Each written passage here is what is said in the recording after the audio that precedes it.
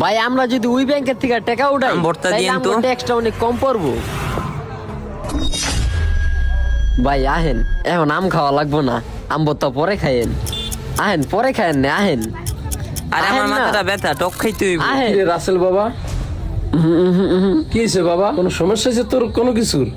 উনি কি তোমার বাপ লাগে? ভাই আপনি আব্বা এই জায়গায় আইছেন কেলি গাড়ি ব্যস্তে? আপনারা না কইছি এলাকায় ব্যস্তে? বাবা আমার ওষুধ কেনা টাকাটা শর্ট পড়ছে, তাই এর লেগে এডি ব্যস্ত আইছি। আপনি আব্বা এডি আর বেচবেন না, কালকে থেকে রাজমিস্ত্রির কাম করবেন। তোরে এই বুড়িগঙ্গা ময়লা পানির ভিতর নিয়ে দুইটা চুপ দেওয়া দরকার। তুই থাকতে তোর বাপ এইগুলা করতে আছে কি জন্য? টাকা কামানোর লাইগা?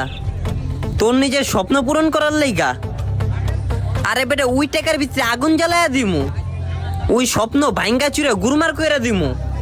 যেই স্বপ্ন পূরণ করার লেগা, যেই টাকা কামানোর লেগা নিজের বৃদ্ধ বাপ পরিশ্রম করব, মাথার গাম পায়ে ফালাইবো।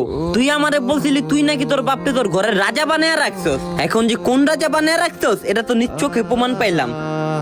বেটা নির্লজ্জ, তুই একটা তরতাজা সুস্থ যুবক মানুষ, যে জায়গায় তুই কাজ করে তুই তোর বাপেরে খাওয়াইবি, আর তুই বেটা কাজ কাম না করে মানুষের পিছনে টোটো করে ঘুরোস। কষ্টর বাপে সরকারি কাম করতে ওই জায়গা থেকে টাকাই যাচ্ছে মাসে মাসে, ওই টাকা দিয়ে তুই গাড়ি বাড়ি কিনে নিজের স্বপ্ন পূরণ করতে চাস।